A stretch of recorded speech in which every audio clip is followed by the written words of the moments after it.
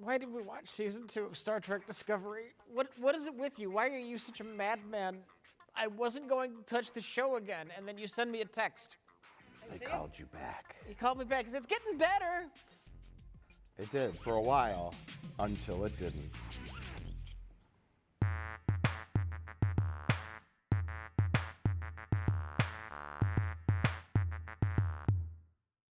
And I wanted to get something right out of the way, out of the bat. We did our little video making fun of a scene from Star Trek Discovery, season 2. And the point of it was not to parody all the elements of the season, which people were like, yeah, you should do more camera work, you should have this kind of thing. No, we were just making fun of a very specific element, which I wanted to talk about in this review, which was the terrible writing. Yeah, perfect. Now we just have to deal with the problem of the Klingon time crystals being out of phase with our universe's quantum resonance. No problem. I like science. To sever your mother from her space-time requires the energy equivalent of a supernova. The dark matter particles. We may be able to modify a transporter enhancer with dark matter. Yes, to pierce the time stream long enough to lock on Dr. Burnham and beam her into our space-time.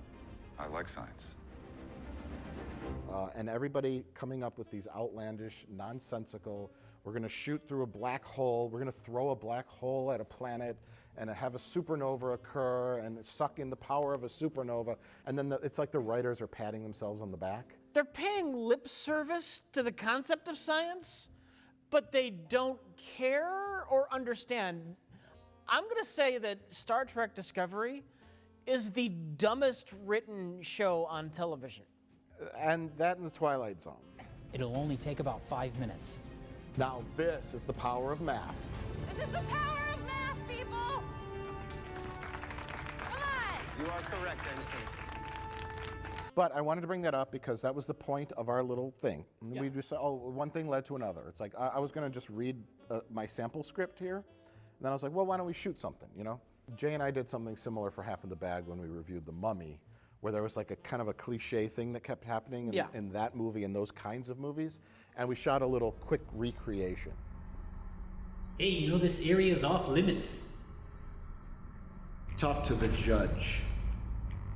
This is my crime scene now. So I was like, okay, I have the script, why don't we do a recreation? Why don't we build a set?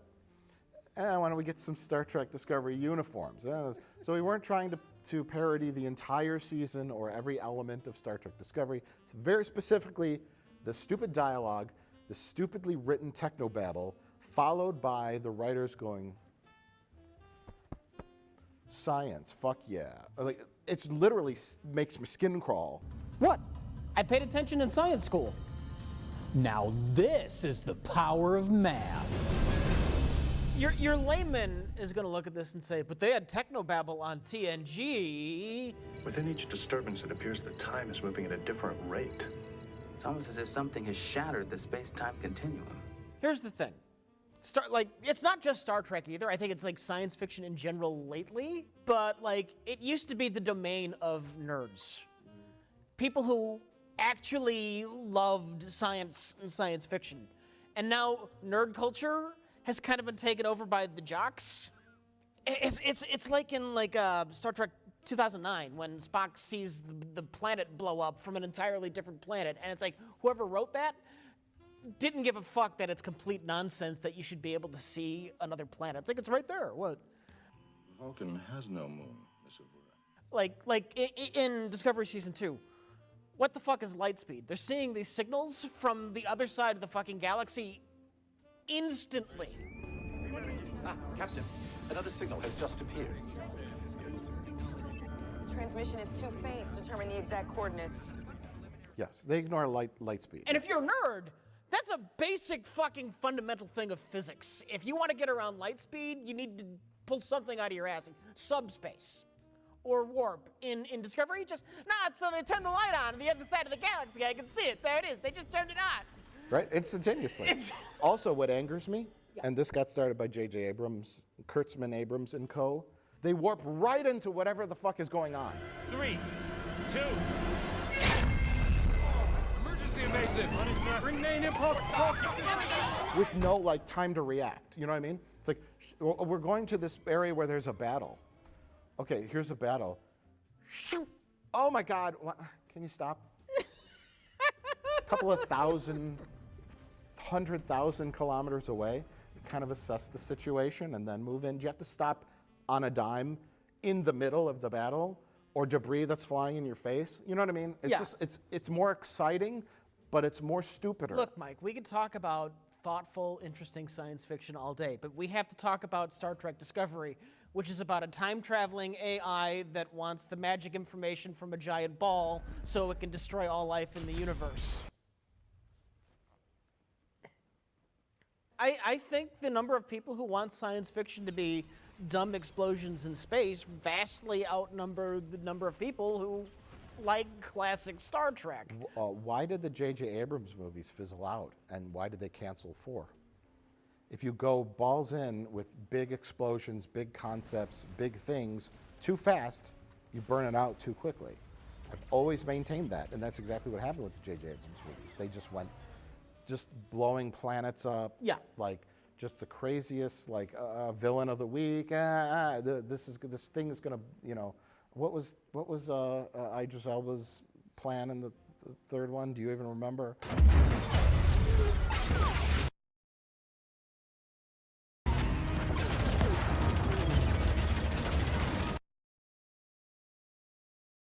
Stuff like that, those kind of stories, when they're so epic in scale, you burn out too quickly. Mm-hmm.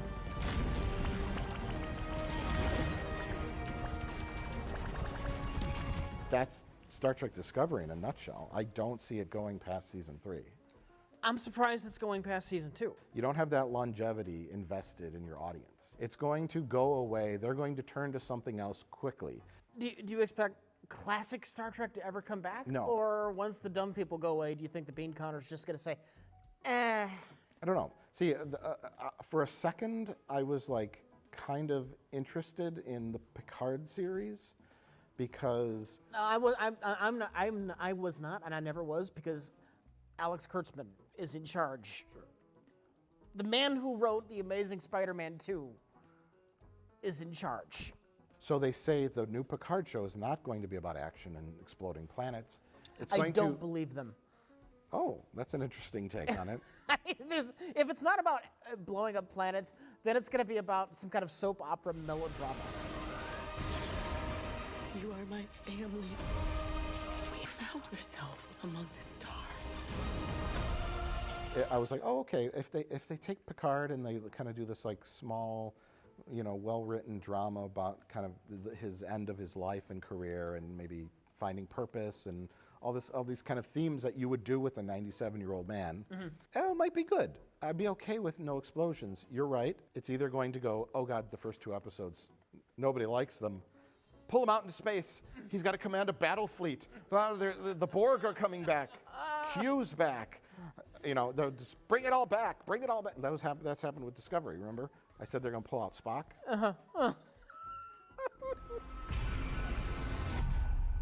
Spock. Bring out Spock! I'm Sarek. This is my son. Spock! How does Spock get along with his adopted sister? They're going to pull out all the cards for Picard. Send him off to the Borg. He wants revenge on the Borg, and he's going to have to fight 50 Borg cubes. Oh, what was our idea where he had spaceship hands? Was he going to have... I don't remember this. Oh, yeah. Spaceship hands? Yeah, spaceship hands. Where he's out in space in a spacesuit, and there's like Borg ship-sized like spaceships that are in the shape of fists. They have like thousands of little windows on them and stuff. And there's a tiny little hole in the back for him to put his hands. And he goes like this, and he has big spaceship hands. I think, no. And he goes like this, warp speed! And he punches Borg cubes at warp speed with spaceship hands. I think he's going to be floating out there in space in a spacesuit, and then the Borg ships are going to show up, and then he's just going to say, reconfigure. And then, like, the Star Trek Enterprise is going to, like, form around him into the shape of a giant robot. And then he's gonna just start punching Borg cubes. Okay, that's all right. That's a little boring for audiences. Can we make it more exciting? Can he throw a sun at them? Yes. But yeah, in the trailer, yeah, you have not seen the trailer? No, I haven't. Have you heard anything about it? I heard it exists, but I don't have any faith that the show is going to be good, so I haven't even bothered to check the trailer Guess out. where they primarily shoot and show images from in the trailer? Where? The Picard Vineyard. Yeah, okay. So, I mean, everyone on the internet was like, oh, you guys predicted the future. It's like, no, that's the... There's some obvious things you can do, and we picked up on some of that. That's the obvious place you started. We're not taking credit for that. Nobody Yeah. stole our idea. We're not psychics, whatever. It's not the last time we saw Picard. It's the last time we saw Picard. I don't consider any of the films canon. Star Trek Nemesis was not the last time we saw Picard. It was all good things. You think Nemesis was bad? Wait until the Borg cube carrying the formula that will allow you to take over the universe crashes on a sun. So Picard has to lead an away team down on the sun to find the wreckage of the ship. But the 5 minutes before they land on the sun, they have to build solar-proof suits. Yes. To withstand temperatures of 10,000 degrees. Nobody will even mention gravity. Right. The sun, once they're on the surface of the sun, in their sunproof suits, it'll just be ignored. The fact that the gravity would crush them. Yeah. Getting too close to it would just crush them or kill them from Yeah. radiation or any. But they have magic suits, and there probably is no surface of a sun to walk on. It's just a giant explosion that just keeps happening. That's basically what the sun is. It's a semi-permanent explosion, but Picard's going to land a shuttle on it and get out and then figure out a way to throw it at a Borg cube. I think we've gone off topic. We're supposed to be talking about Star Trek Discovery, right? Yeah. Yeah, we are.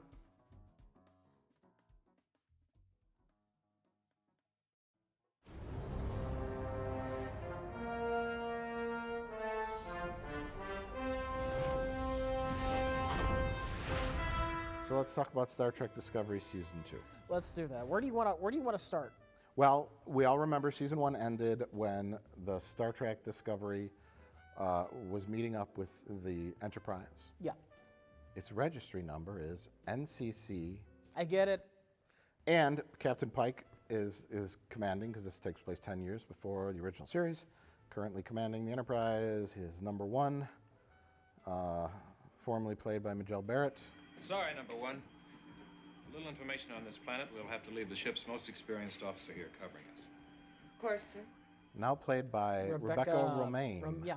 Famously played the Blue Lady from the X-Men and the original X-Men films. She's good. I wanted to see more in number one.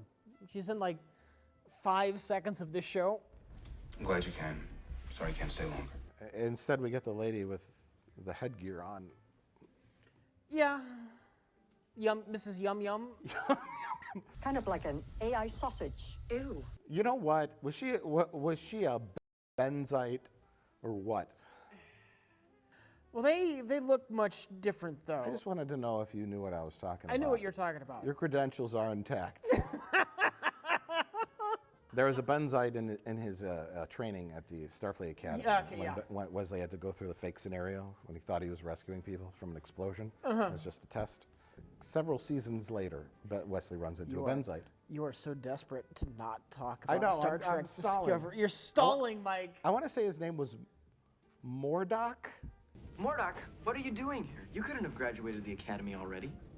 I'm going to pull clips here because Mordock, and then Mordock was the name of the guy who he was in school with in the advanced academy class. Yeah.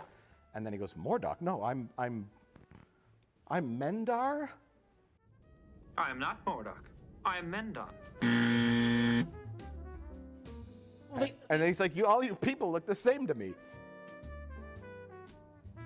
Wasn't the other episode the one where Riker was in the exchange program for the Klingons and he analyzed the bacteria on the ship, but he didn't say anything because it wasn't in his culture's policy to do that? There was a microbe eating away the hull of the Klingon bird of prey.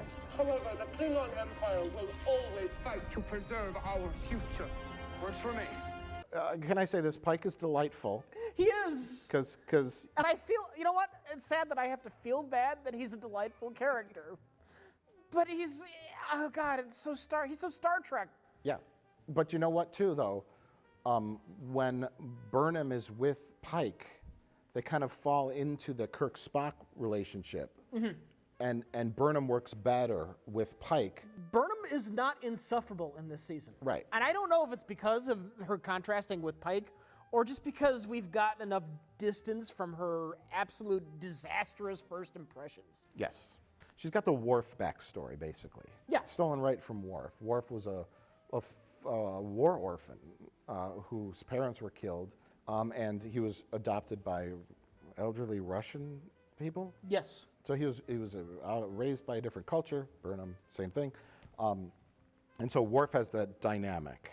And they tried to do that with Burnham, but it didn't quite work. Yeah. Worf comes from a warrior race, but he's with these cushy humans who have this comfortable starship, and they don't like to murder each other.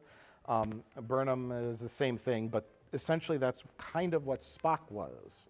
So it's like, why are you doing that again? Well, part of the problem, too, is just Vulcans as characters tend to come off as smug. A somewhat unprofessional attitude. However, I've come to expect a lack of professionalism and efficiency on starbases run by human officers. And they're naturally unlikable. And I don't know why you'd saddle your new protagonist with that character trait. Which is why she does not work as the lead. She works more as a secondary. Yeah. Her and Pike complement each other in the same way Kirk and Spock complemented each other. And so they had a great dynamic. The three of them did, and that's what made those characters work. So Spock as a protagonist would not have worked. Exactly, yeah. That's why Burnham didn't work as the lead. Yeah. You had Lorca in season 1, who was, he was cold and weird and odd, but he's clearly not your protagonist. Clearly there's something wrong with him. He was ominous. Ominous, yes. He wasn't likable. So yeah, they were hinging everything on Burnham being likable, and she wasn't likable. The very nature of her character was unlikable. So the show kicks off. Pike takes over. They say 7 red signals appeared in the galaxy at one time, which They never explained that. They never explained that, why that happened. It was just so they could all have a number 7. Can we have like a sloppy writing count on the screen? Because the theme of Star Trek Discovery Season 2 is sloppy writing, where the writers introduce something and then it never pays off. Ever. Well, it's very apparent that they came up with this idea of 7 red signals and then kind of started writing the show and then forgot about it? My assumption is there was like 3 different showrunners this season? Well, yeah. There was a lot of shakeup behind the scenes. I just assumed that somebody at some point had some idea what they were doing, and then somebody else took over and didn't know what the plan was and just dropped the ball. Probably not. You know the phrase, too many cooks? Yeah. We actually recorded ourselves watching this 2-parter, you, me, and Jay. Mm-hmm. And I've always joked off camera that Star Trek Discovery is the producer show, because when you watch the intro, they rifle through the cast real quick, and then 80% of the intro is producer names. Yeah. Here there were, I think, 21 producer credits. It was a lot.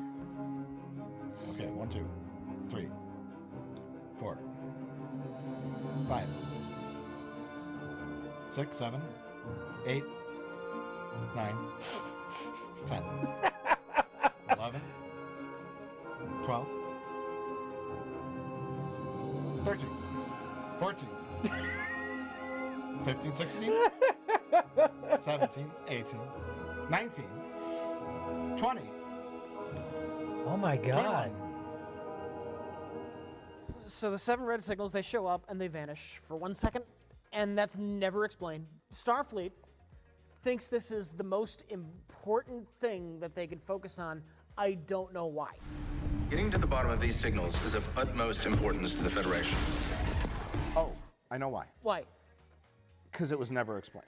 Because it was never explained. Okay, so the Enterprise, as they're investigating the red signals, it gets damaged, like, severely. It suffers a catastrophic failure. We don't know why it suffered a catastrophic failure. We don't know what the catastrophic failure was. We don't know who did it. we don't know precisely when it happened. We don't have any of the questions. It is never addressed what the fuck happened to the Enterprise. Nope. It seemed like a thing to get Pike on board Discovery, but it also seemed somewhat important. It wasn't just like the Enterprise is going into dock to get some repair work done. I've been called away to command the ship because I'm the guy who, in the area, has the most experience. I'm going to take over, and you guys don't have a captain because your last captain was a secret asshole. That's all they had to do. Yeah, but it seemed, I agree with you, it seemed like it had a major plot thread being developed. It should have. If you say the most advanced fucking ship we have was taken out while investigating the 7 red signals, and once you get to the finale, that makes no sense because we know Michael Burnham is responsible for the 7 red signals. What, did she take out the fucking Enterprise? Maybe she did in order to get Pike on board so that Pike could touch the magic time crystal and bring it to the Discovery so that they could build the time suit to repeat the causality loop so that they could escape the battle into the future. Even though while they're about to enter the vortex of the future, they defeat the primary bad guy and could easily abort the mission. So we are literally 2 minutes into season 2 and nothing makes any fucking sense. And it never will make any sense.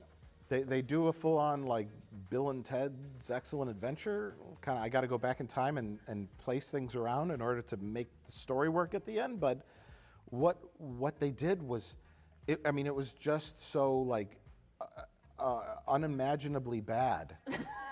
Because okay, we'll talk about a handful of episodes early on in the season that felt like Star Trek episodes. Yes. There's the opener, which did not, where the first red signal was the dark matter asteroid, which was like, okay, they find Jet Reno, played by Tig Notaro, on a spaceship, and they bring her on board, and they get a piece of a dark matter asteroid, which does not obey the laws of physics, and they have it. Then that episode ends. The next signal brings them... by the way, that episode ends. We introduced, like, a big part of that first episode was introducing Jet Reno. She doesn't show up again for, like, 4 more episodes. Right. Like, I was shocked she was still around. Tig Notaro probably liked Star Trek and wanted to be on the show. If you make a big deal out of introducing her, you think she should be in some of the episodes right after that, rather than having her just vanish for half the season. So then there's 4 or 5 episodes. I think we both agree New Eden and the Sounds of Thunder felt very Star Trek-y. Yeah. New Eden was a red signal, of course, takes us to this planet. What's on the planet? Zoom in. Oh gosh, there's a church and people farming. And for the most part, like all the original series episodes, when they go down to a planet and there's like Old West Town, it's like, yeah, what do we got to film with? Every episode somehow looks like Earth of the 20th century. That's why it felt so throwbacky. It was like, oh, we're going to go down to this planet. There's people farming. There's a church. There's agriculture. It's like, oh, what are you guys doing here? And then, Prime Directive was brought up. That sort of stuff. And it's a classic Prime Directive episode where there's an ethical issue and 2 characters are on either side of what to do about it, and they debate with one another, and then something happens and there's a resolution. Mm-hmm. It's classic. Yeah. Same with The Sound of Thunder, which is the Kaminar episode when they go back to Saru. I wanted to say Cybok. Which that episode is just a perfect example of why the Prime Directive is a thing, because they almost accidentally commit genocide. But they go back to the Saru's planet and they realize that Saru's race is basically being, I don't know, not enslaved. Culled. But yeah, something by a super technologically advanced part of their society. And they go through the history, which is like, hey, this is Star Trek-y. Yeah. Oh God, 10,000 years ago, Saru's race was the dominant one. Oh God, it's been going back and forth for millennia. Okay, all right.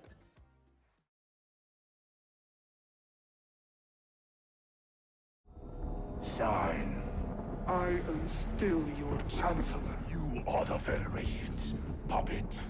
There's like a lot of leftover stuff from season 1 they had to deal with. The Klingon stuff is tied in with Ash Tyler. Ash Tyler, I thought was going to go off with the Section 31 people and just they're going to do their show, but apparently they all come back in this. But it's like They deal with Laurel, the Klingon Chancellor, who became the Klingon Chancellor because she had the iPad that controlled the bomb that would blow up the Klingon homeworld. That's how she was the Chancellor. Do you remember this? Yeah. Ash Tyler is her lover, who's on the Klingon homeworld, and then her brother-in-law discovers she had a secret love child with Volk.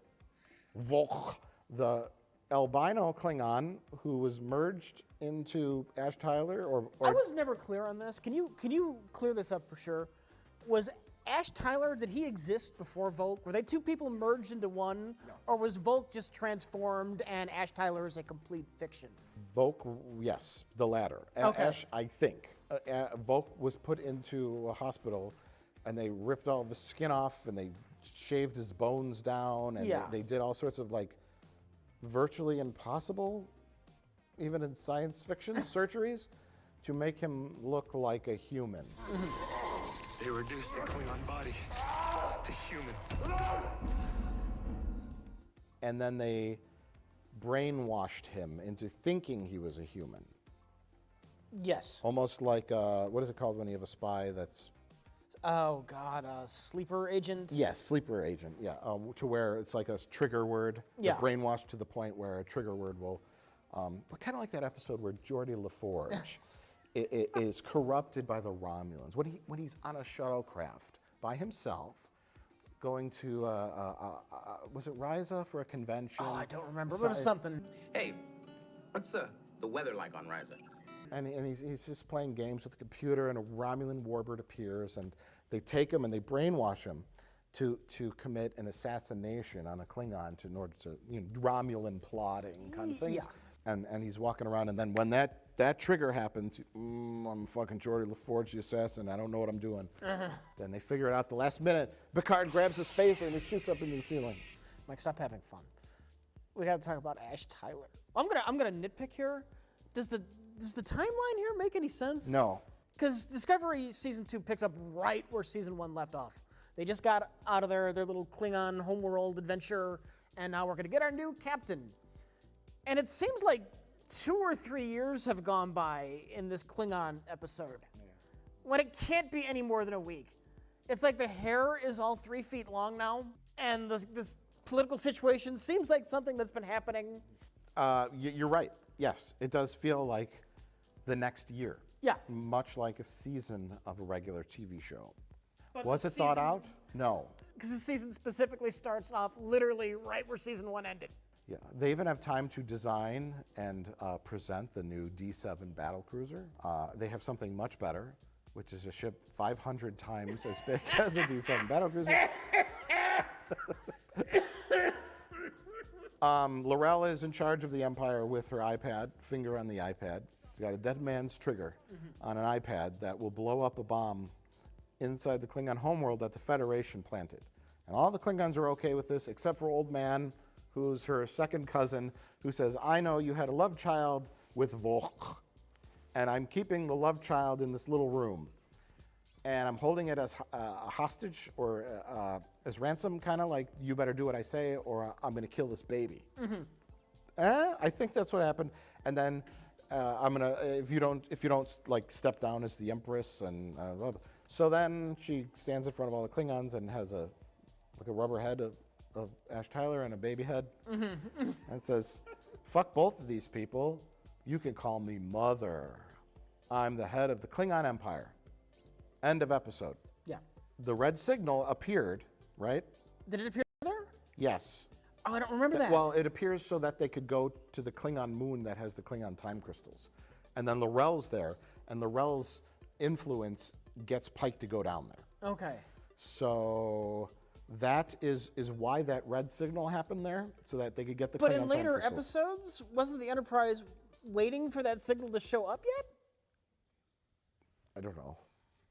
If you're going to go with the logic of the season, that Michael Burnham used the time suit to fly around and place red signals so that all these events can unfold, the event is that I guess they could get the time crystals so that she could eventually build her own time travel suit, but also so that Laurel will somehow know to show up at the final battle. with a gigantic Klingon ship, even though no one ever told her to do that. Michael Burnham went and let the red signal happen. That's a whole other thing there because so that the Discovery could nothing. go. Oh God, the whole that last episode is just nobody put any thought into this season, and we have to pull up any flimsy excuse we can think of to tie this all together. Because the only purpose of the red signal over Saru's homeworld is so that these farmers who've never seen a spaceship before can show up in spaceships to fight the enemy. Even though they have 100,000 shuttlecraft somehow. Everything about that battle is stupid, Mike. We haven't even talked about Spock yet. It's true. We haven't even gotten to Spock, and you want to talk about the final fucking battle. It's a very, very impossible puzzle to make sense of. And I think that's the point that we're trying to make here. People of, I would say, moderate to average intelligence, you and I, we watch something like this and we go, what? And then there are people down the IQ scale who watch this, who don't retain information, who just absorb, oh, look at that shot. It's so dramatic. It's so dramatic. Oh, they love each other. Oh, gosh, they're it's so emotional. Throw the word faith. What did that cost you? Your faith? Spock discovers what his faith is. Your faith in us? When we say faith, we're not necessarily talking about God. Your faith in yourself. Faith. Oh gosh, it's so heady. It's so thoughtful. It's so emotional. And it's not used specifically in a religious sense. It is for Pike and certain characters, but in other ways it's like, I have faith in you, you know, Burnham and Spock, and they trust, and it's all like, it's all the fucking surface level, the shit that floats up to the surface. It's all gloss, it's all glitz, and it's no depth. Yeah. It's a soap opera of garbage. And there are people out there that will eat that up and not really understand why. What we're trying to do is essentially grasping at straws. The first meeting of Burnham and Spock, I give so much credit and respect to the writers because I love what they did with this story. Spock being framed for no reason. Section 31 framed him. For why? Because they wanted him to be locked into a mental institution so that they could kidnap him. Because, remember, he escaped from them? Did they really need to frame him for murder to do that? No. It was his plot device early on that was forgotten about. Exactly! Yes. Like Leland is the one who has him framed for murder, right? But Leland hasn't been infected by the evil AI from the future yet. So he just randomly decided to do an evil thing to be evil. It was mysterious. Why is Spock in a mental institution? Why is he framed for murder? But if you're going to introduce a mystery, it should have a satisfying payoff and not, hey, why don't we just introduce a mystery? What are you talking about? What's the solution to the mystery? I don't know. Just introduce a mystery. That'd be fun. They go back to Talos 4, and the Telosians are there, and the lady's there, and all that stuff. They have to physically play clips from the cage. Well, because they're current. The people who like Discovery, don't know. They've never fucking seen the cage. I get it. So they do that, and the Telosians are the ones that can magically cure Spock's scrambled brain. Spock's gone loco. He's all scrambled up in the brain because the Red Angel goes back and... Well, the Red Angel that gave Spock the visions, I think, was Burnham's mother. Oh, yes, you're right. She chose Spock because Spock is both intelligent from being Vulcan and half human and has that emotional side, but is also so smart he could decipher the signals and also is dyslexic. That played into it somehow too. It'd be cool if this happened and they don't know where they're going with it. That's the season in a fucking nutshell. This would be cool. How's it play out? I don't know. He could get put into a framed for murder by holograms, by a fraudulent security camera image of holograms of Spock committing murder. by Section 31 so that Section 31 could then make it look like Spock had escaped the mental institution, but really they stole him. Oh, because they remember they had him in a chair and they were like, we're going to get into your brain and drill into your brain and find out all the secrets about the red signals. I think that the real simple explanation was that Section 31 was also investigating the red signals at the same time. But why frame Spock for murder after he already escaped and make these people who are just unconscious dead? Why do that? Well, he went to his mother's on Vulcan with Michael Burnham, and then the mother took him into a secret cave. Yeah. Where they communicated with the secret cave with the anti-mind reading crystals. When you say it, it sounds so believable. It sounds so credible. That's right under Spock's house. Yeah. Yes. The anti-mind reading crystal cave. And Sarah comes down. What are you doing? What is this? I said, remember when Ash Tyler had a secret recording device planted in his face paint? I don't. Oh, yeah. So Michael Burnham, she sends out the red signals to stop the evil AI from the future from getting the information to turn itself into the evil AI from the future, right? Yes, the data. Okay. From the sphere. The reason the evil AI from the future gets into the past is because it followed its way through one of the red signals? Light and shadows. Discovery is confronted by a time anomaly while researching the Red Angel's signal over Kaminar. Pike and Tyler investigate the anomaly in a shuttlecraft, sending a probe into it. They are soon attacked by that same probe, now upgraded with future technology, which uses their shuttle's computer system to secretly infect Ariam, which is the robot lady. But the time anomaly, so the time anomaly wasn't created by the Red Angel suit?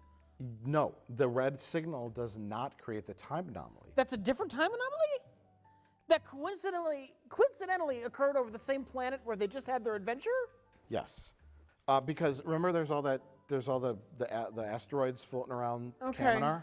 And they used the dark matter asteroid to... The dark matter asteroid that they only had because Michael Burnham sent out the red signal so that they'd get the star asteroid, so they could use the asteroid to save Cyro's people, so that Cyro's people could show up with spaceships, farmers with spaceships, so that they could make no difference in the final battle? Right. I will never again let you fight alone. You have learned to pilot a fighter. We were on our way when one of your crew hailed us to unify our efforts. Who? But here's the thing.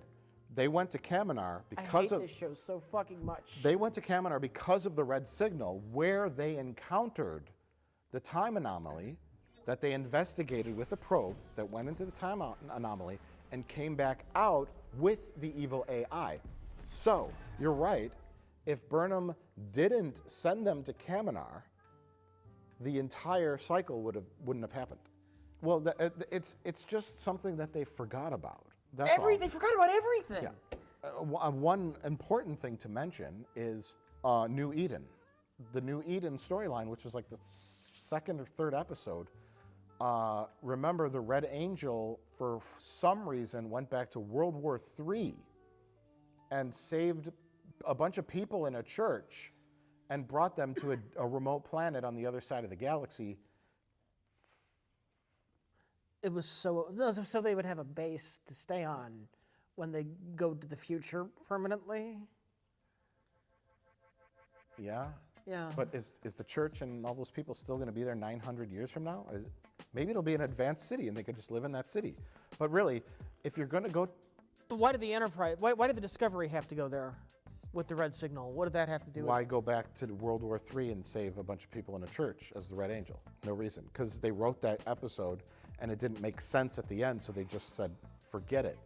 They went and wouldn't any M-class planet do as setting up a base? Why that specific one? Wouldn't that be a red flag? Like, that was where one of the red signals was AI. Maybe they're there. Why not go to just some fucking random M-class planet in the galaxy and set up base there? And why do they even need to set up a base if Philippa Georgiou killed the AI by magnetizing it to the floor? Yum, yum. They're hoping that when you watch an episode, by the time you watch the next episode, you don't remember anything about what happened before. But here's the thing, you got, I don't know, 14 episodes, plan out your season. Mm-hmm. How hard is that? Don't wing it. Don't fucking wing it and have no idea what you're doing or where you're going with your season-long arc. Especially when you set up a complicated mystery from the beginning. You need to know what the end of that mystery is before you start filming your show.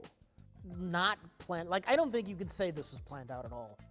It doesn't seem that way. The way everything is so fucking slapped together at the end.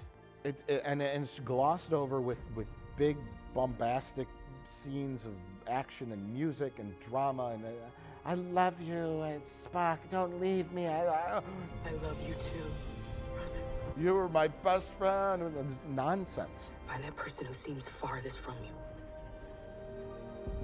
And reach for them. Reach for them. Let them guide you. And we want to have a big battle. So now the Enterprise apparently has 1,000 fighter craft stationed aboard it. Somehow they have, it's like TNG size, like shuttlecrafts. And each ship has 10,000 of them. I like laughed out loud. Then Enterprise D had like 8 shuttlecrafts. You know what I mean? And somehow Discovery and Enterprise have like 1,000 shuttlecrafts, which is more mass than the ship itself.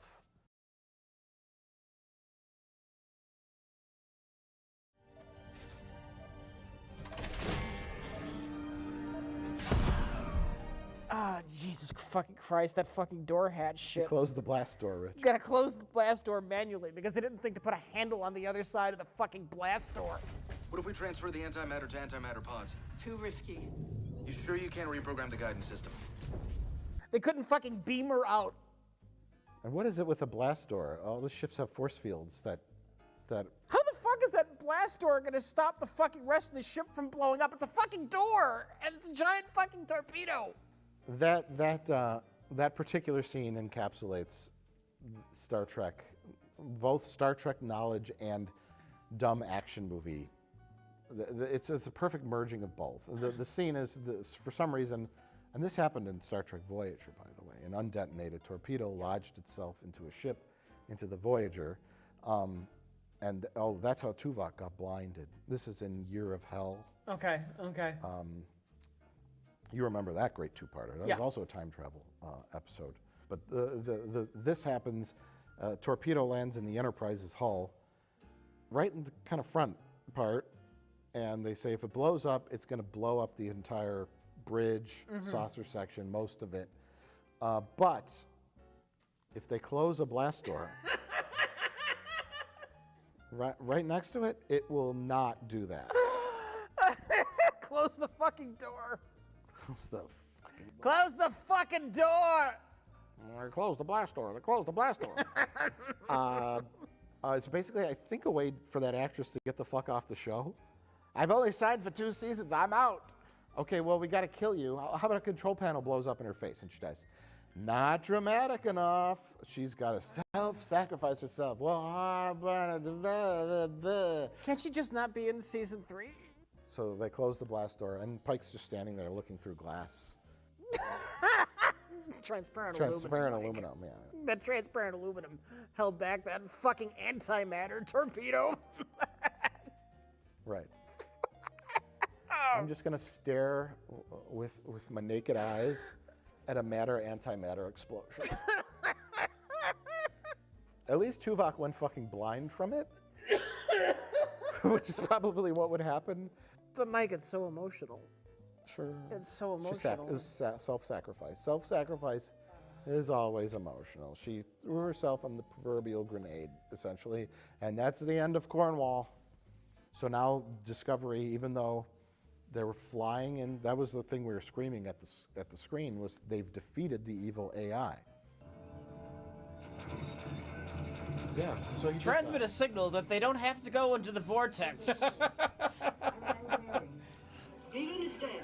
Control is neutralized. Copy, Commander. Okay. We are on our way. Stop. Then why are we still What? Why?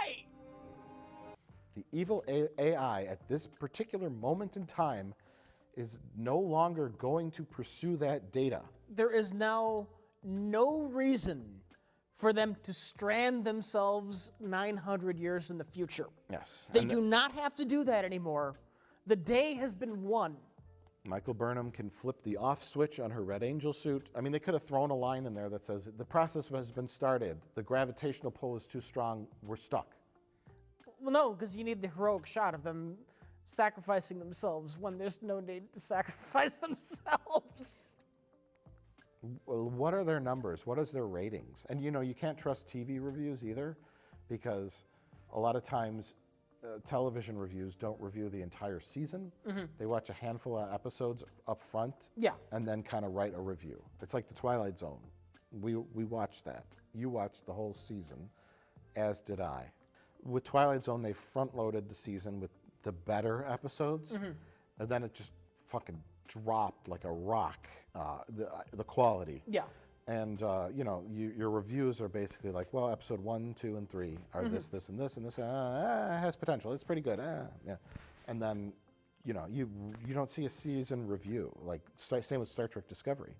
The first couple episodes, very action-packed, exciting. They're flying around the things. Yeah. Tig Notaro shows up. Everybody loves Tig Notaro. And it's, okay. Yeah, this isn't too bad. Certified fresh. You're gonna walk further down the hallway to where the building starts falling apart. And so yeah, there's that. And so like, what I'm trying to say is, does the positive, surface level positive? Oh, reviewers say it's good. There's some Twitter feeds. Everyone says it's emotional. Does that reflect hard numbers? I have no subscribers, idea. View counts. Is it making money? Is the expense of the show outweighing how much money it's bringing in from subscriptions to CBS All Access and all that? So I don't know. Right. That all that information is private. So you never know. And if they're going with it, if they're bleeding money, they might be, and they're saying, well, we're going into production of season 3, even though we're bleeding money because we don't want to raise red flags for these 5 other series that we've started, and we think that those will be better. We think Picard will do better. We think Lower Decks will do better. We think these different properties will do better, but we don't want to cancel season 3 of Discovery because that'll raise red flags. Right. So we're bleeding money over here in the hopes that we can recoup money over here. Who knows? It's entirely possible. I can't watch any more of this. I like, and that's a shame too, because I like the cast, the actors. You can't blame them, and then you look at these sets and the visual effects and the production quality, and you just know there's hundreds of thousands of man-hours of building sets, computer animation, the ships look great, the visual effects look fucking great, the show looks like a movie. The heart of the show, the brains, the core of the show is the writing and is the story. All the other elements are there, but you have Alex Kurtzman like marching it into a grave. You have scatterbrains and no one behind the wheel of plotting out this season. It's just throwing out ideas with no thought. Just, what about this? And I'm not going to think it through. What about this? I'm not going to think it through. This would be neat. Yeah, you could throw out crazy ideas left and right before you start writing. They threw out crazy ideas and just wrote them into scripts and started filming. Yes. And then they get to the end and they're like, we had signals, we've only done 3 of them. What do? Michael Burnham flies around and does them all, but how do we work in the Saru planet? Why was that red signal? I don't know, they need fighter planes to show up.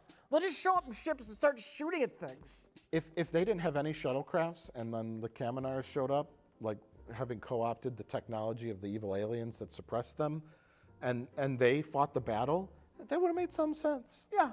Like, oh God, our phaser 2 is down, phaser 3, we're out of photon torpedoes. What do we do? Oh no, here comes Kaminars. Saru taught his sister and all of her friends how to learn this alien technology that's advanced to our own. They're going to help in the battle. but she shows they have 40,000 fighter crafts, and she shows up with 6, and it's fine. I'm gonna help out. What? It's like what? You can't think about anything. There's so much. I know. It's really hard because you and I analyze things. We overanalyze stuff. We look at stuff. It's literally like smoke should be coming out of our ears. and trying to explain this and break it down so it makes sense to people.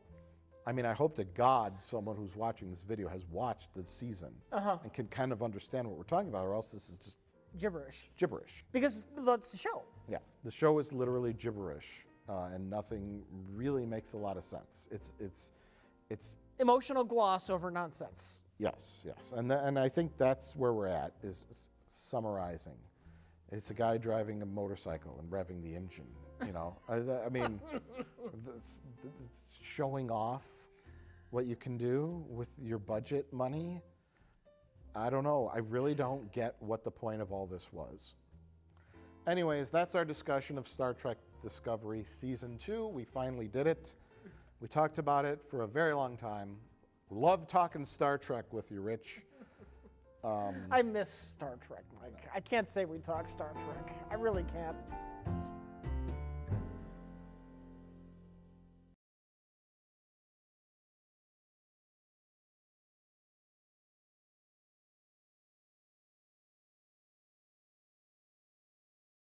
Forgot we were doing Battle of the Genres. Yeah. I was just thinking about it like a regular.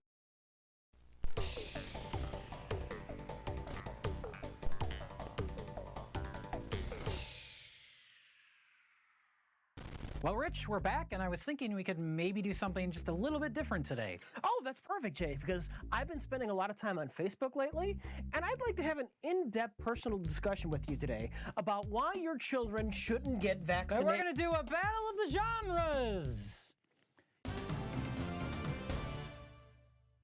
What were you saying about anti-vaccination? Oh, you see, you shouldn't give your kids... Well, Rich, it's been a while since we've done a Battle of the Genres. In the early days of the show, I think we did them because we would do, like, themed episodes. Yeah.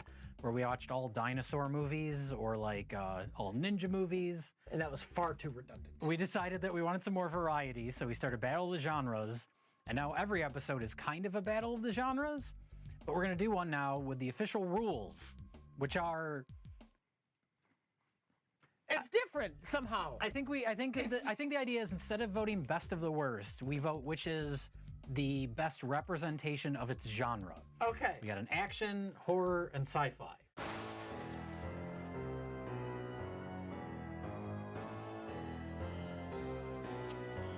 Ooh, the Spookies. We got a classic 80s cover here with a lot of different monsters. The Spookies. Imagine you and your friends are paired up with your favorite dates, and the night is very young. Okay. There's an old, dilapidated mansion just down the road a bit, near the deserted graveyard. It would be the perfect place to party. Let loose. Lose your souls. What you and your friends don't know is that inside the house lives an ancient sorcerer, a master of the dark arts. He has sacrificed many to give eternal life to his beloved comatose bride. Just a few more humans are needed. The masterful wizard is about to begin another evening of magic, conjuring up a dizzying array of monstrous creatures. Hellish lizards, skeletal reapers, demons, zombies, ghosts, lust-crazed muckmen. Lust-crazed muckmen? Lust-crazed muckmen. Why isn't that the title of the movie? Luring hags and Spider-Woman. Alluring hags or luring hags? I think they meant alluring, but it just says luring. Okay, so it's just you just have a little hag in a corner going, come here. Yeah, come on. God, I got some muckmen. Nothing you have ever witnessed before will have prepared you for the incredible special effects that make Spookies the ultimate unforgettable experience in pure unrelenting terror. That was a whole lot of text just to say some kids go into a house and see monsters.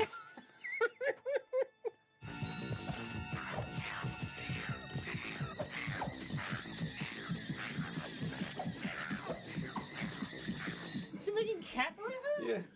Yeah. He's saying meow, meow. He's a pirate, gypsy, cat, werewolf. It's a sound effect cat.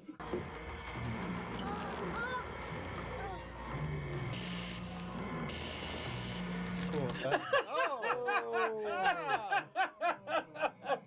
Oh, he's the horny one. What? That. Is it hard? That.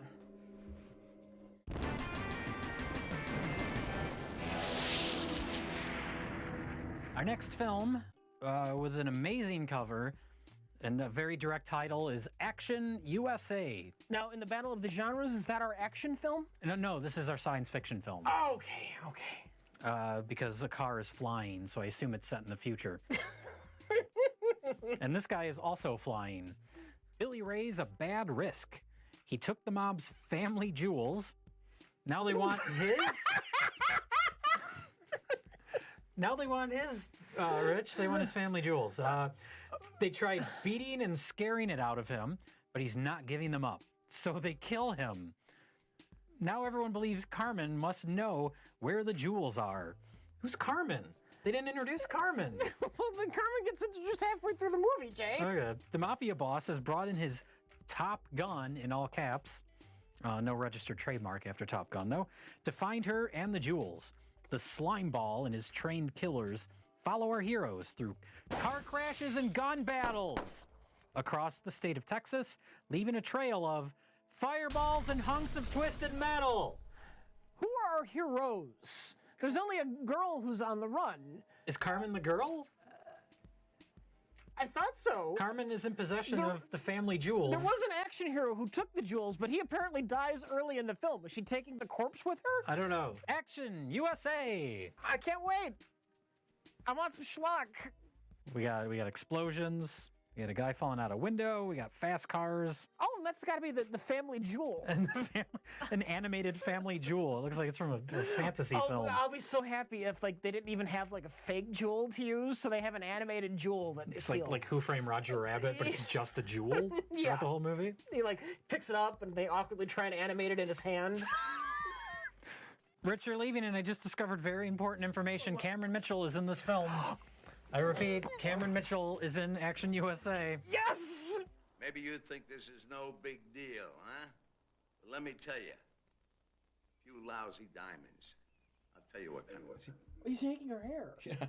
I like you. You're my security hair. Some people have blankets and animals. See, he needed his emotional support hair, or else he gets really cranky. Jump it! Jump it! Hang on! Yeah. Jump it! Yes, jump it, please! Whoa. Jump what? What are you jumping? Yeah! How do you just jump things with your car? Fuck yeah! Looks like them Duke boys are in a bunch of trouble again. Oh, he doesn't have the magic jumping abilities. That's what would really happen. Oh, yes! All our bad guys are dead now. Oh my god! Of course. Oh, there he's still shooting. He's running away from the water.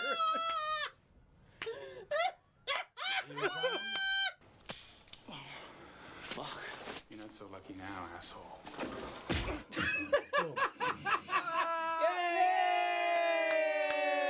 Yay! So our final film, I presume our science fiction film, is Alien Private Eye.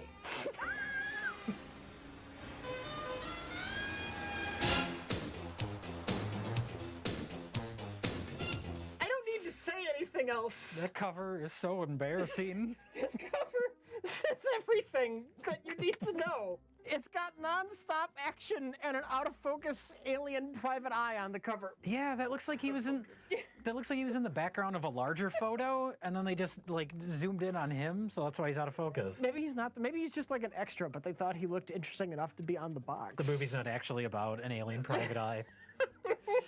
Nikki Hill, star of Radon's all-time classic action extravaganza, Game of Survival. Is that the full title of the film? It's Who are these people and what is this I movie? think Radon is the person who made Game of Survival, but I am not familiar with either of these things. Isn't Radon a video game character? Radon is something you have to be careful isn't in your home's basement or you'll die. Triumphantly return. Nikki Hill, you know, from the memorable Game of Survival. So some random actress that was in some random movie triumphantly returns. As Lemro, a stylish private eye with a nose for action.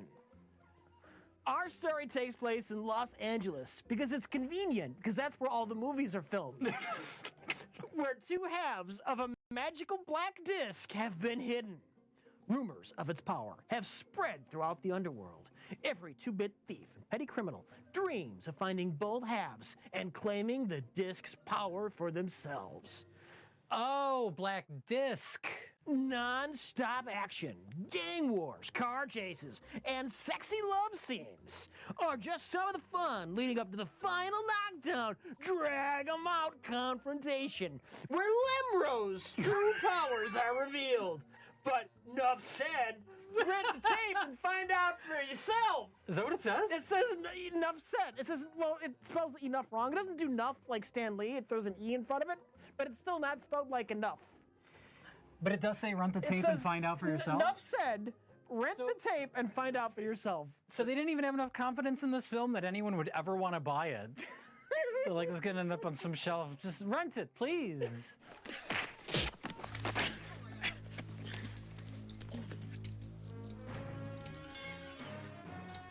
Oh, you see what they did there? Oh, an Indiana Jones fake out. You can stop doing that. Oh. Oh. Didn't do any good. How embarrassing. Oh.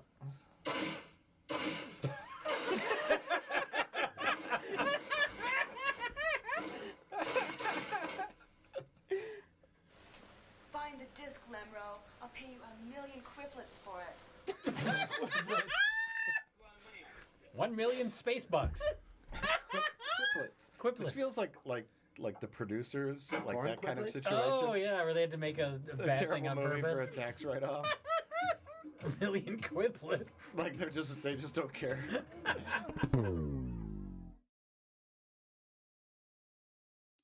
I actually forgot we were doing Battle of the Genres. Yeah. I was just thinking about it like a regular episode. Well, because I mean, basically it's a regular episode except for like the 2 seconds at the end. Which is usually about a 5-minute discussion that we trim down to 2 seconds because it's never interesting. Never.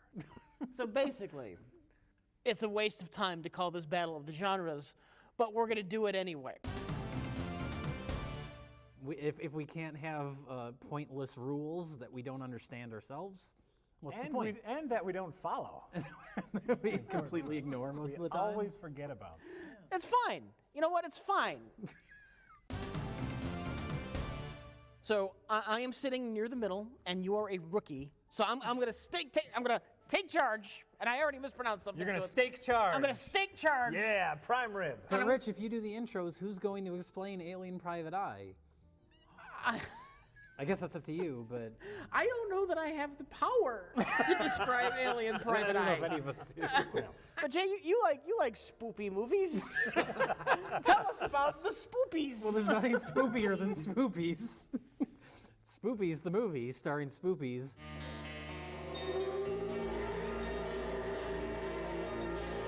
This is Spookies. This is a movie I've heard about for years and I'd never seen.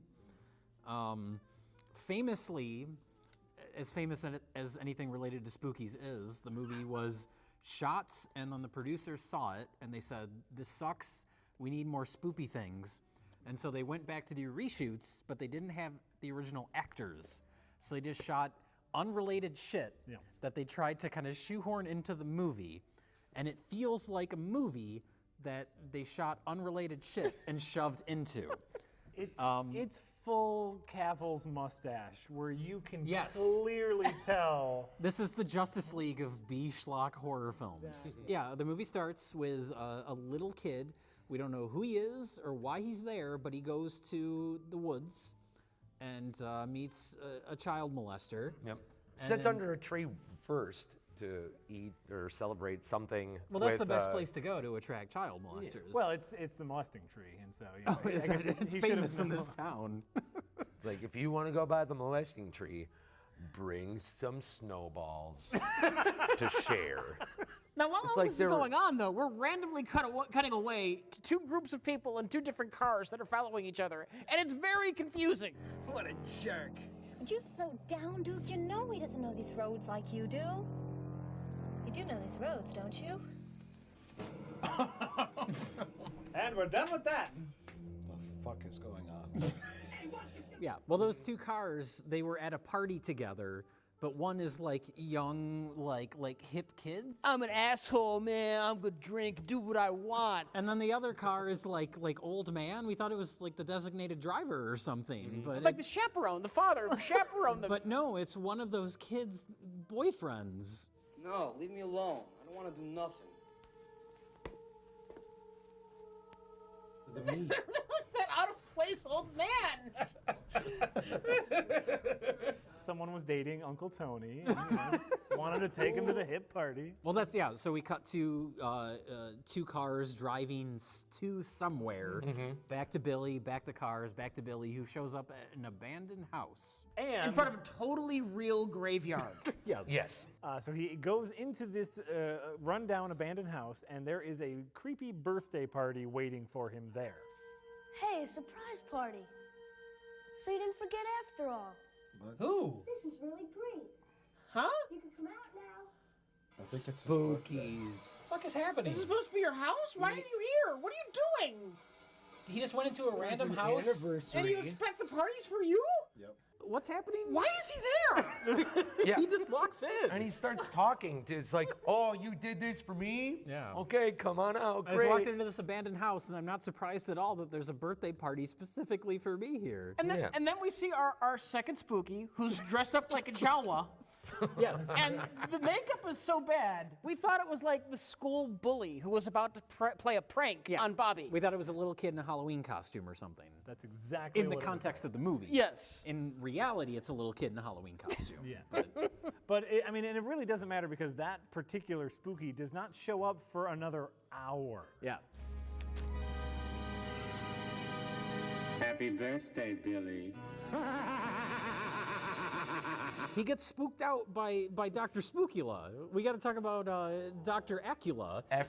Murray Abraham. Who's F. Murray Abraham sometimes? Sometimes. Who's the ringleader of this whole affair With the throbbing. in what is clearly reshoots that had nothing to do with the original movie. When all of the pawns have been sacrificed, we will win our queen back again. Just to be clear, the original movie before reshoots is very obvious, which is a bunch of kids go to a house, abandoned house, to party, find a Ouija board, and conjure up spirits. And then go from room to room being boring, and occasionally a spooky jumps out at them. Wait, what?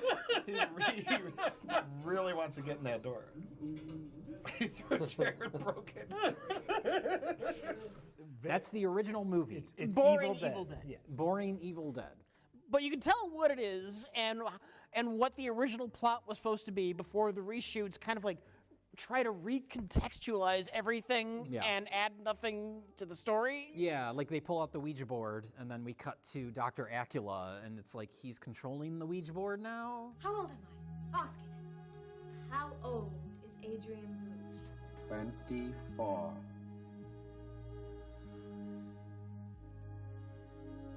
And he's controlling the Ouija board so he can kill people to collect souls to bring his dead wife back to life, even though she is already back to life. She was just sleeping. Well, and he needs to kill them to collect their souls, but also he just enjoys fucking with them. Yeah. I'm so glad that they added these reshoots to make the movie just a little more clear. Come on, Megan. It's spooky as hell inside. Oh, did he go and pick them up? Oh, I guess they have two cars. Oh, fuck it. Oh, I don't Well, know. wait, Billy's back. Oh, good. Pay attention. Because that's what happens to Billy in this film is he gets clawed slightly and falls into an open grave, and then I guess he's just too tired to climb out. Yeah, and So they Wolf just bury him. And Wolf Dude was fast. He's like, oh shit. I gotta shovel really fast to make this even somewhat believable. Yeah. Billy every once in a while kind of goes. Oh, he died from dirt. His wounds got infected. He's allergic to dirt. So Billy's out of the movie, and our group of teens and Uncle Tony come to the house. Maybe somebody does live here? Somebody does live here. Forever. What? They want a party because they got kicked out of a party. For fighting. Rocco? What was his name? Yes, Rocco. Trash bag man. Trash bag. I'm surprised nobody got into a fight with the guy with the puppet. Like, if anyone's gonna get beat up at a party, it's a guy with a puppet. Uh-oh. Duke's mad now, Mook. That was another thing about this movie. It's like introduced many characters where I hope to like people unless they're just like, oh, obviously you're the villain. We shouldn't like you. But it's just like, okay, I'm behind this Billy kid. Because he's got a sack lunch? What did you like about him? Well, no, but it's like It's his it's like birthday, this he's kid, got it's his birthday and all this snowballs, stuff. yeah. But then you're just like, oh god, fucking die, die. And then the joke guy and his friend Mook. It's like, Yeah. okay, enough of you. Kill this man. Control. I'm in control. It's okay. Oh, fuck you. Have you guys ever been on an airplane? And then there was And then a Grandpa few Boyfriend, of course. You want him to Grandpa die. Boyfriend. Yeah. Spoiler alert, who's the hero of the movie somehow? Well, until he's he not was anymore. the hero of the original cut. Until they re-edited the film to make them all just die. Spoilers. So Spooky's very bad. Just obviously, very bad movie. Shockingly interesting creatures. Yeah, like they're not great special effects, but they're enough where you're like, oh, they tried. They're fun. That's cool. Yeah. No, sometimes. And except for when they got back to that fucking Wolfman. Fuck that guy. Why? Can somebody explain to me why we cut away to the Wolfman so much?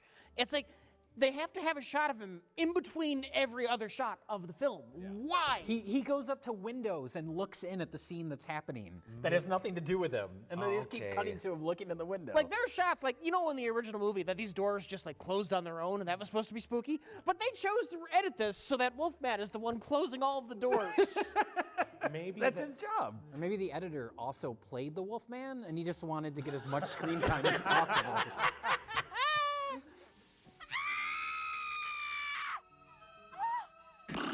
Look out, Spooky! Ah!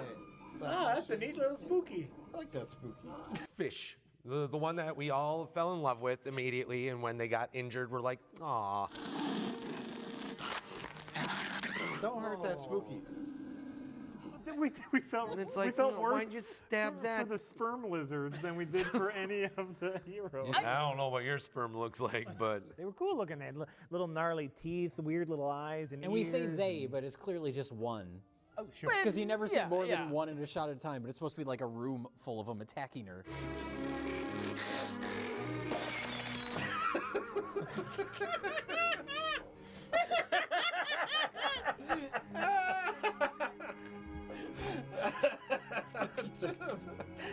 I want to say one of the the first creature we see is like the skeleton. The first spooky. I'm sorry, I'm very spooky. First one we see is when their friend Carol gets possessed. That's the first one we see, and then she wants to kill everybody because in the original movie, she is the head villain, the demon that possesses the girl. Yes. But now I guess she's just a pawn because it's Dr. Acula in charge. Whatever. speaking through, yeah. But then we get the horny mud monsters. Well, horny is something, but I was told in the Yes. back of the box that they're horny. Isn't it farting? Is it farting? Yes. Oh! What the fuck? It's farting. Yes, the next thing we see is the horny mud monsters that aren't horny, but they do fart a lot. they not emerge horny, from they're the ground. gassy. It's just like, wait a minute, was that a? Holy shit! It was.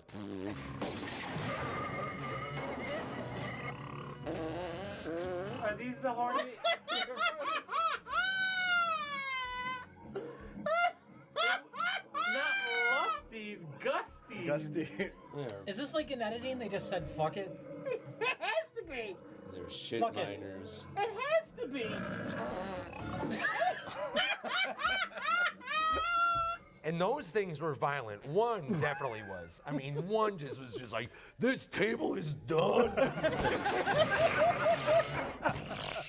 Just like smacking down support posts and holy shit, calm down. When you said they were violent, I thought you were just talking about the potency of their farts. That too.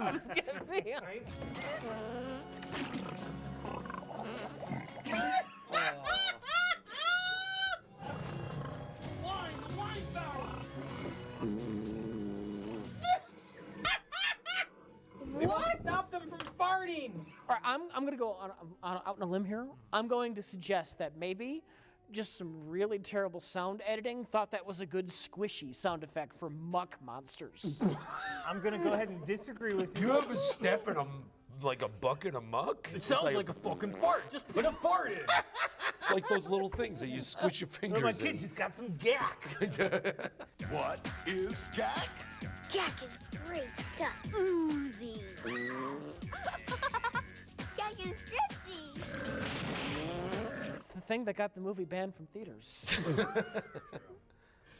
Kids would just come out and just annoy the rest of the mall. Took my children to see Spoopies, and little Timmy just kept farting on his sister afterwards. I couldn't get him to stop farting on his little sister. Halloween of 1987. Every kid just wanted to go as a fart monster.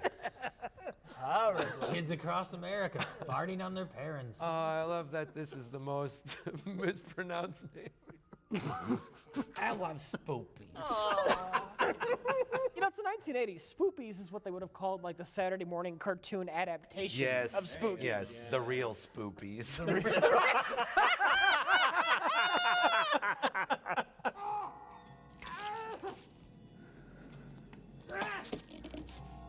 Okay, so what is our next spooky?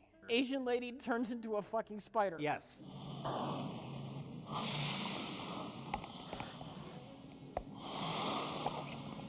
Oh, okay. Head's getting bigger. It's fucking weird. The fuck is gonna come out of that? Ooh, maybe? Yeah, yeah. Yes, she turned into a Here spider. we go. Yeah! Yeah! Oh my God. That's horrifying. Oh God. That's awesome.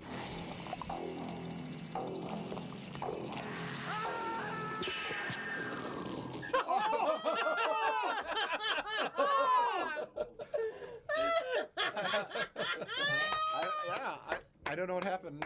I kind of assumed the whole movie would be the little slug monsters. Like when I think of spookies, I think of ghoulies. You know, you think of those type of movies.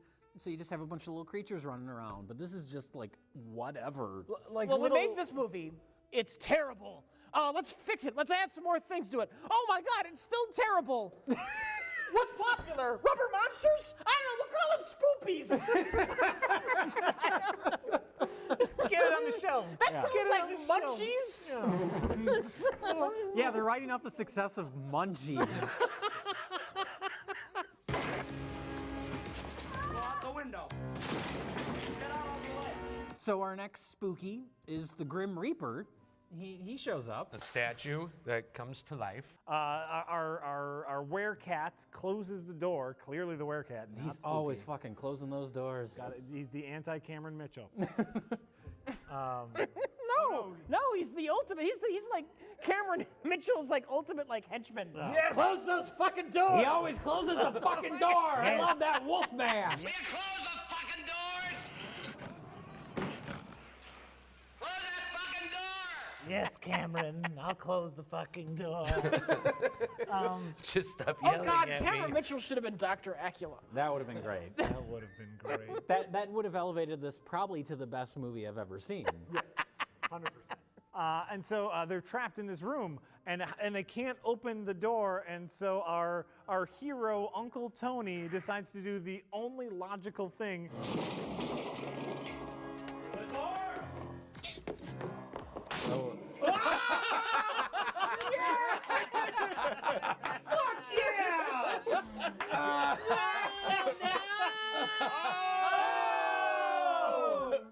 Diving headfirst through a door. That was great. That was great. I've seen windows. Yeah. But not doors. Jack, it fucking worked. Yes, because dude, Rocco tried many chairs. Rocco has never opened a door in his life. He has no idea how to do it. I just throw chairs at him. They open up. I don't know. But they still have to deal with the Grim Reaper that's chasing them. Oh, yes.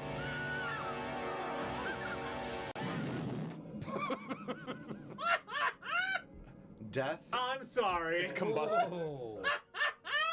If you throw Death off a roof, he explodes. That was a van going off of a cliff. Uncle Tony for the win. He did it so effortlessly. Yeah. He was, I don't really know. Take that, Death. It was a Grim Reaper made out of kerosene because that bitch went up. The Grim Reaper, it's a little bit of trivia. The Grim Reaper prop was originally supposed to appear in Action USA. Oh, that makes sense. Yeah. We load everything with Grim Reapers. Set them shits on fire. All right, so the truck for this explosion scene, it's filled with Grim Reapers. How many are you thinking? 10. Whoa. How big a truck is it? Just give it a little nudge. Just push it a little bit. That's what in Action USA, that explosion that was too big added too many Reapers. Yeah, that was that. Just a few too many Grim Reapers.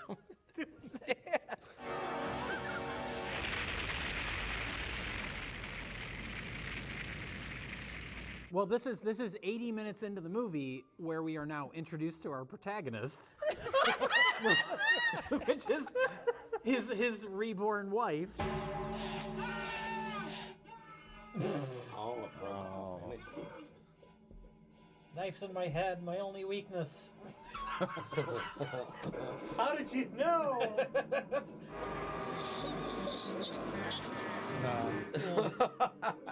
Little rod puppet arms.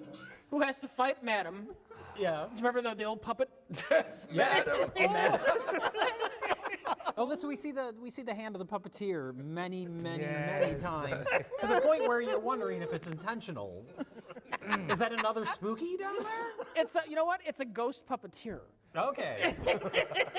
Okay. The real spooky. Yeah, the real spooky wasn't the witch. It was a ghost puppeteer controlling the witch puppet. The spirit of Jim Henson. So many layers. And then she has to run away. And then she runs from zombies for fucking 15 minutes. Meets her little, like, ugly baby who's like, Mama. Mama.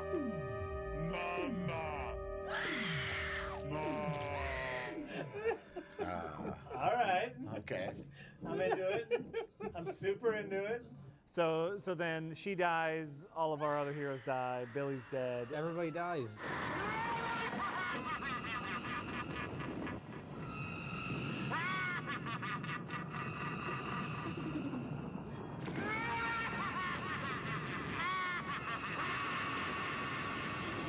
Like this. Spoopies! Spoopies. Jesus Christ. Yay!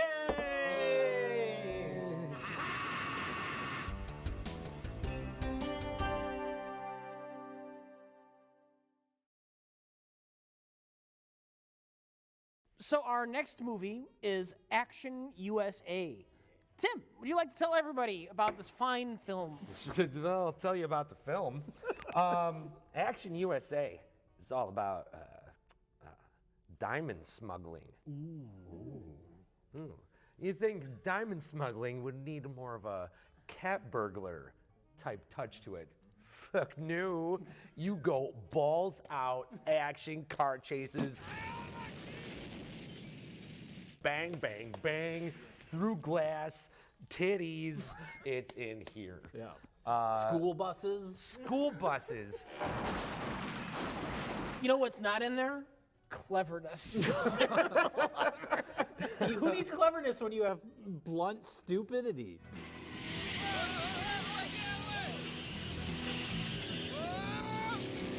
All right, where's the people moving the giant plate painted glass? Yes. A little corner fruit stand. Oh, a guy in a ladder! Yeah! Whoop! Well, it starts with lovers. Just lovers, and the guy's being all coy and stuff, and he's like, "Oh yeah, it's gonna be ice." Overcompensation. man. Overcompensation. Oh, yeah. beautiful. You know what? I forgot about the entire opening of this movie. It's Beautiful amazing. Corvette.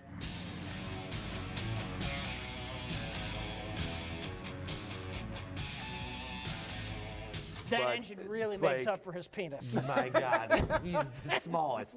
Micro penis, I would think. They're in a driveway. Be careful. Don't hit the nitrous. Out! Hey, ladies, want to see my movie?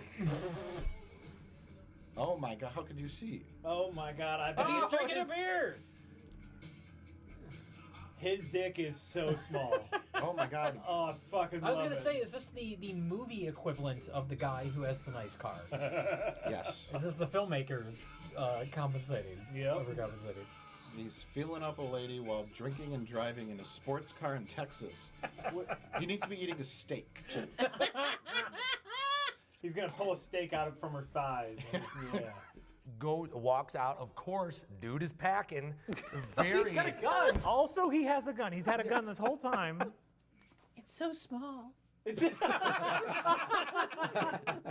And that goes to the first door being blown in. That door just like it's just like it's not even on hinges. It just kind of gets knocked over. Come on, man, we can cut a deal. We don't make deals with dead men. Deals? What are they talking about? Shut up, bitch. Our two first favorite hitmen. Jacked up Freddie Mercury. Jacked up Freddie Mercury. Punch him in his little dick. Yeah! Punch him in his dick. I'm trying. I keep missing, man. The shit's elusive. He gets put, small penis, gets put in the trunk of a car and taken to like a bridge. Mm-hmm. She gets in her car to chase after, knowing exactly where he goes, because that starts the theme of there being only one road in Texas. Everybody knows where everybody else is at every moment. At every moment. They get into a helicopter so they can intimidate Micropenis into telling them where the diamonds are. Well, I was surprised you see that helicopter like going through like a town square. Oh Like my it's God. really low to the ground. Like it's maybe, like- crazy. Yeah. I'll criticize this movie about a lot of things, but that was impressive. Yeah, no, all the stunts and explosions and all the shit in this movie, like which is the reason the movie exists. Like all that stuff's great. Is it always great? Most of it's great. Okay. It's great except for when it isn't. For a movie called Action USA, it lives up to it. Like, there's enough action. I don't think there is. I think it's just there's a few well-timed explosions and some kind of mediocre action. I said it. I said it. There's some lame shootouts. There's some lame chases, but they all end in spectacular explosions. I'm not expecting John Wick, the raid level, constant excitement from a movie called Action USA. Yeah, I want to see stupid shit. And you see a lot of stupid shit. Yeah. Like when they drop him out of the helicopter on accident, that was some stupid shit. Well, they tried to grab onto his penis. It was so small. Nothing there. Grab his dick. I'm trying. We should have known by his car. God damn it, you let him drop. So he goes into the water. Yeah. Lady knows where he landed. What happened to you? Move the fuck over, damn it. He's like, get out of the driver's seat, bitch. Thanks for picking me up. I'm driving. Yeah. Peels out. Instead of being bright, using the helicopter to like pursue and be on top of this car, no, they'll land and take the time to land and get into their own car to follow. No, it's not their car. They steal someone's car. They steal somebody's car. Which continues, like this action sequence has been happening for the last 10 minutes. Yes. And it's a Wile E. Coyote bullshit mess, and it's great because they're everywhere. There's explosions, there's cars, there's crashes. Oh my God! Yeah, some road Now she's just dangling out the door. How did that happen? He turned a corner and the door flew the open. door opened. That's a guy in a wig. That's definitely a guy. This is the one where there's a school bus possibly stopped at a railroad crossing. Yes, yeah. Call back. You got to be careful at those railroad You crossings. do have to be careful of those railroad crossings. And they see a tow truck, and the dude wants to take it as a ramp. Who cares? Like that. USA! It worked just like that, Mike. Oh my God. They're dead. They're absolutely dead. End of movie. Maybe the stunt wasn't supposed to happen like that. They loaded that truck with Grim Reapers.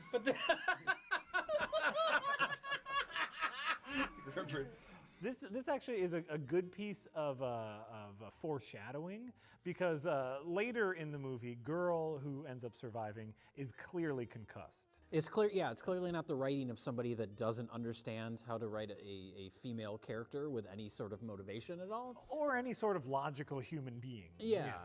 The bad guys kill the dude, but before they kill the micro penis, he gives some vague clues for something we don't really know about. Yes. And here's where I thought this movie could have been really interesting and subversive. You set up like a disposable female in the beginning of an action The movie. TNA character. And then gets tossed aside. Yes. And now she is our protagonist. I was like, oh, what a fun twist. She'll be the action star for the rest of the movie.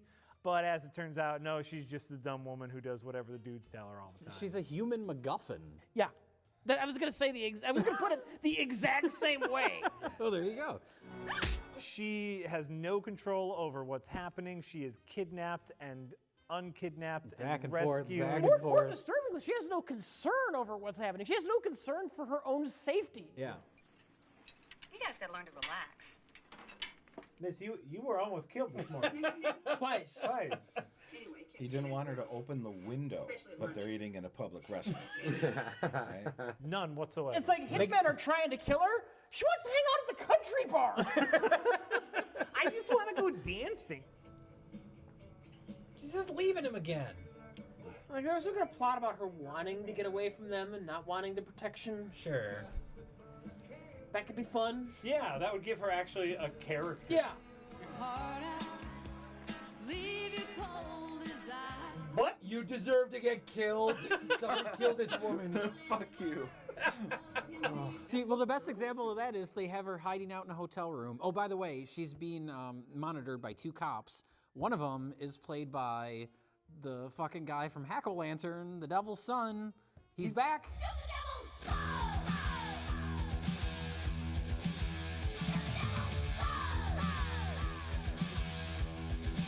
But they have her in a hotel room, and she takes a shower just so he gets some more gratuitous TNA. And then she comes out in a towel, and even though they know they're supposed to be laying low, she's like, I'm gonna open up the window. And they're like, don't open up the window. Get away from that window, miss! Why? What are you worried about?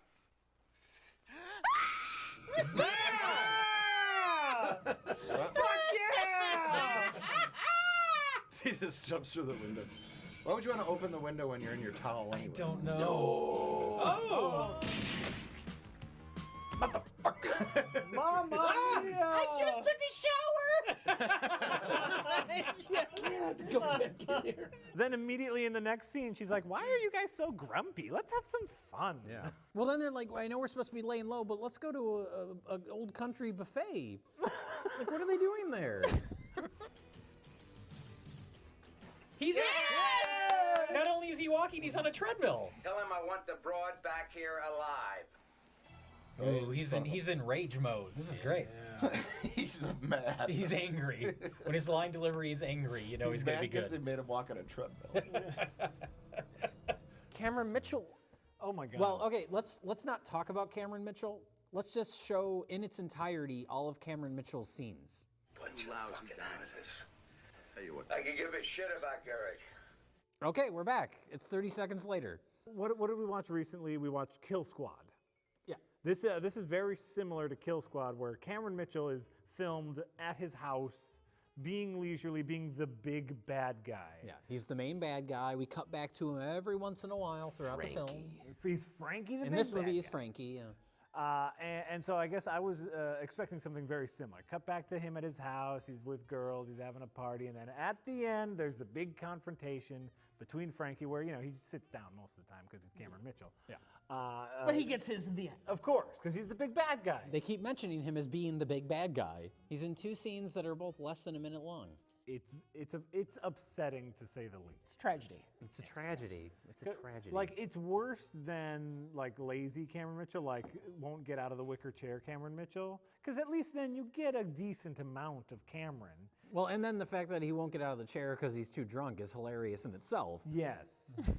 Here it's like he's so angry. You need to harness that in your film. Oh, he's gone. Yes. No, this is Cameron Blue Balls. Yeah. You get a little tease, and then he's out the door. He says he needs ice cream. He's off shooting 15 more films. I need ice cream. Maybe that's what it was. They only had him for like an hour, and he's like, I got 5 other movies to shoot this afternoon. He's not off to film 15 other films. Other people are into his house, so he can film 15 different films. Get out, the next crew's coming in. Give me my booze money. I want my $20 on this. Leave the girl.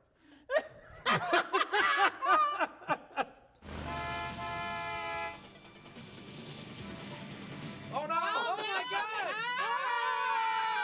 Oh God, that beautiful house! These poor people just had their house fucked. Sorry about your house, buddy. What? Oh! All right. You get it. You get it. Bring us right back into it.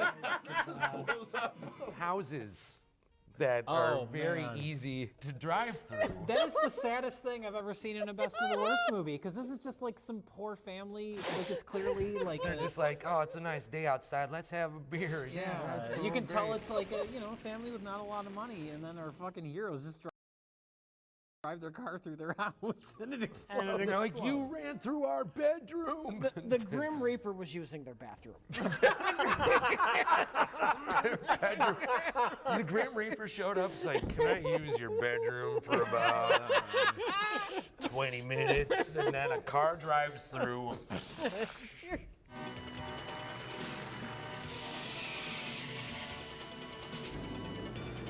What? I'm sorry, what? Oh no! Kaboom! Who was that? Who was that? Oh, that's a big explosion. Yeah, was that even a character? Right. Look. I want to talk about the truck that explodes before the car hits it. Like, what? Yes.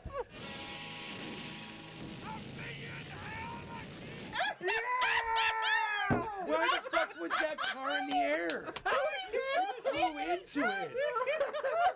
Just another random car? No, that was his car. But then another car flew into it. I think that was the It red. started blowing up before he hit it. Oh my God. And he flew into it for no reason. Is that what happened? He just flew into it.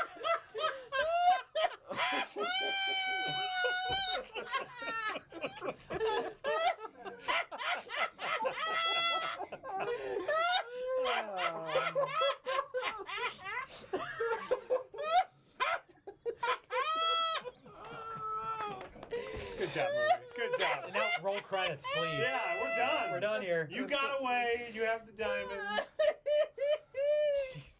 It's like the impact was so fast and strong that it bent time and space.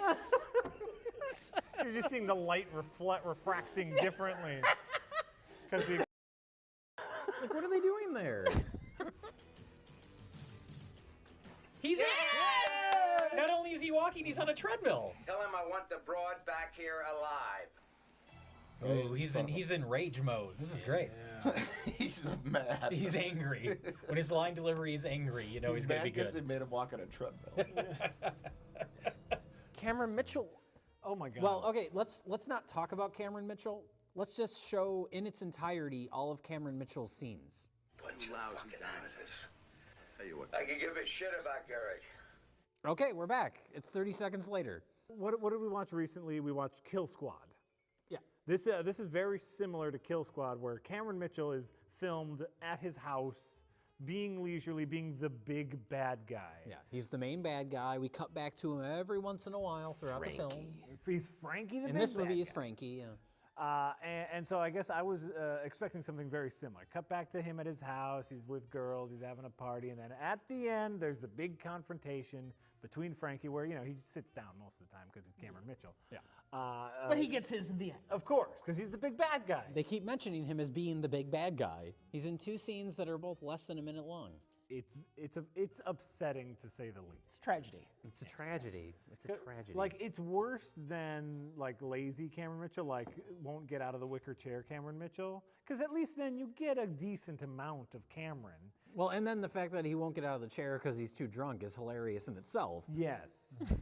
Here it's like he's so angry. You need to harness that in your film. Oh, he's gone. Yes. No, this is Cameron Blue Balls. Yeah. You get a little tease, and then he's out the door. Says he needs ice cream. He's off shooting 15 more films. I need ice cream. Maybe that's what it was. They only had him for like an hour, and he's like, I got 5 other movies to shoot this afternoon. He's not off to film 15 other films. Other people are into his house, so he can film 15 different films. Get out, the next crew's coming in. Give me my booze money. I want my $20 on this. Leave the girl.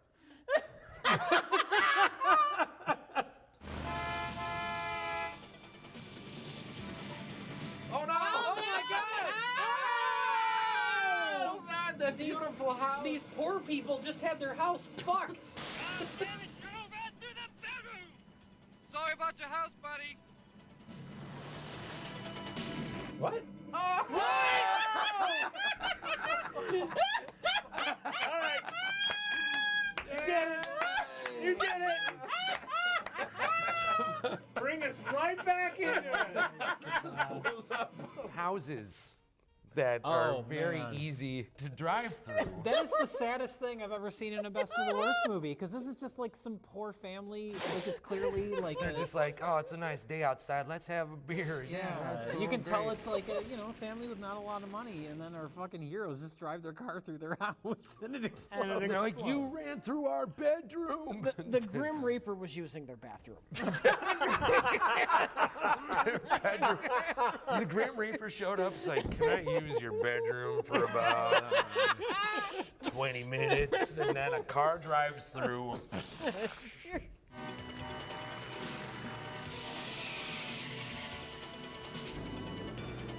What? I'm sorry, what? Oh no! Oh, who was that? Who was that? That's a big explosion. Yeah, was that even a character? Right. Look. I want to talk about the truck that explodes before the car hits it. Yes.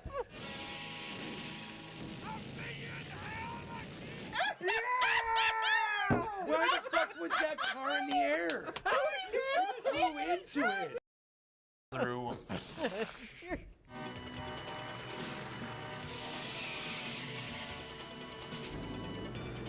What? I'm sorry, what? Oh no! Who was that? Who was that?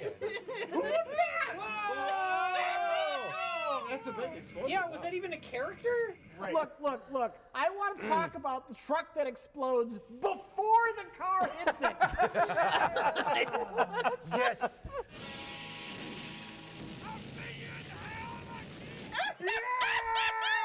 Why the fuck was that car in the air? It flew into it. This is another random car? No, that was his car. But then another car flew into it. I think that was the It red. started blowing up before he hit it. Oh my god. And he flew into it